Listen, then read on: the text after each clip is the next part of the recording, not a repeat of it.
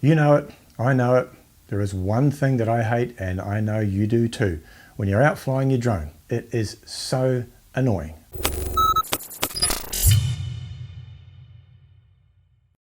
Hey guys, Mike here and welcome back to the channel. So it was a couple of beautiful days here in Auckland over the weekend, and I couldn't resist going out and getting some footage along some of the most amazing coastline that we have. While I was out, I witnessed another drone pilot flying, or trying to fly his drone, and this nightmare scenario unfolded right before my eyes. Everything that could go wrong did go wrong, and it was just cringe city. I was a little bit slow off the mark taking any photos or video. I was just shaking my head in disbelief, a little bit like a possum caught in the headlights. I was like, no. I couldn't believe what was happening, but I did end up getting my phone out and taking some footage of what happened, and I'll show you that very soon. It was an absolute disaster, and if you have a drone and like flying it, then you'll see why. But first, let's have a look at some of the footage I intended to go out and get. Actually, the reason I went out was to capture some long exposure shots for a video I'm making about the Freewell long exposure filters. I was kind of hoping for some big waves, but the water was actually as flat as a pancake. There was hardly a breath of wind, so even though I couldn't get the long exposure shots, it was a great opportunity to get some lovely footage of some of the East Auckland coastline where I live. I can't believe how lucky I am to live in such a beautiful part of the world and have the opportunity to get aerial footage of these lovely coastlines, which, in my biased opinion, are some of the most breathtaking in the world. And you'll see some of the views that some of these clifftop properties have, which are just amazing. Anyway, I'll let you enjoy the footage and then I'll crack on into the story.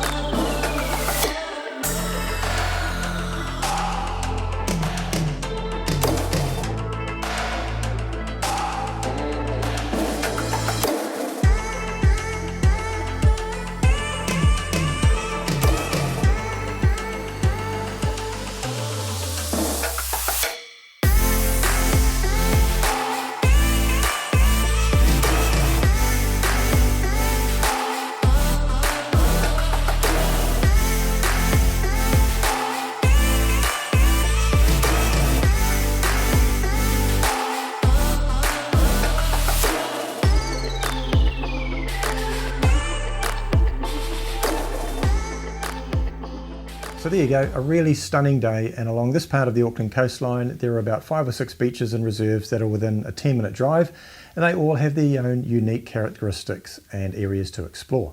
Anyway, I'd been to one of these areas and got some footage, and then decided to move along a little bit further along the coast and see what else I could get.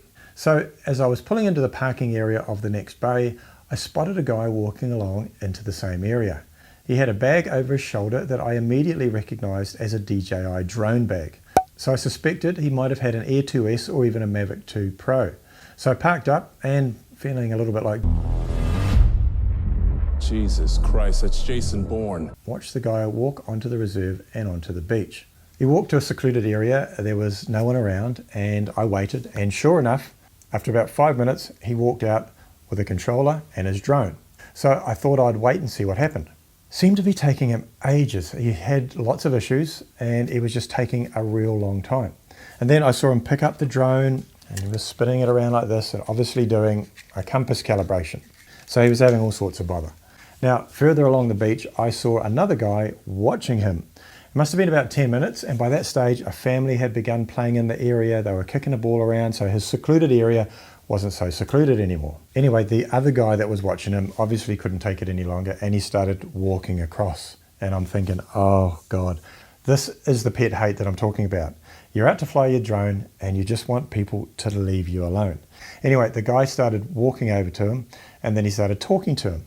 And the guy had a dog as well. So the dog went over, the guy kept talking, the dog went over, sniffed the drone and sat down next to the drone. I'm thinking, oh my God, could this get any worse? Anyway, the guy kept on talking to him. He was showing the screen of his controller, so he was obviously trying to explain what was going on. And then I noticed something that they didn't. The water was coming in. So where he'd put his drone was a flat piece of sand, but the tide was slowly coming in. The water was getting closer and closer to the drone. And then I saw that the water was actually under the drone. Anyway, it took it out another minute, and then the guy realized, and he ran over a few steps, picked the drone up, and the water was just dripping from the drone. And I'm sitting there going, oh God, this is just horrible. The guy can't fly the drone by himself, and now it's potentially getting ruined. Anyway, the guy that had come over to chat, him and his dog finally left, and he actually got the drone up in the air, which I was quite surprised. But then it landed. He faffed about for another 5 minutes, and I just couldn't take it any longer. So I walked over to him. As I was getting there, he said, "G'day." I said, "Hey, this is probably the last thing you want. You just want to fly your drone, but I've just been flying my drone in the area, and I just wondered if you needed any help."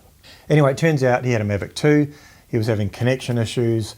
It also turned out that the other guy was a drone pilot as well, and that's why he thought he'd come across and see if he could help. As it turns out, the guy was actually down there to do some practice to get his 102 certification. Anyway, the water came in again. Now, I noticed it, but he didn't. So I went over, picked up his drone. Again, water was coming out of it. I just couldn't believe it. He just said thanks, took it, and he just sort of folded it up. And he says, "Look, I think I'm just going to call it a day." And I said, "You know what? I reckon that's a good idea.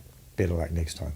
You know, what an absolute disaster. I thought it was bad enough that people came over and sort of disturbed what he was doing, but the fact that the drone is going to need some drying out, and seawater, not particularly kind on electronic components, so hopefully it hasn't been damaged too badly and he can get it up another day and have a bit of a fly. So all's well that ends well, kind of. This happened. The video coming soon, so stay tuned for that one. Anyway, I got some footage on the day that I'm super stoked with. In fact, to get some of this coastal footage, I used a hack that makes it super simple. I made a video about that, so check out the link on screen now, and I'll see you over there. Cheers, guys.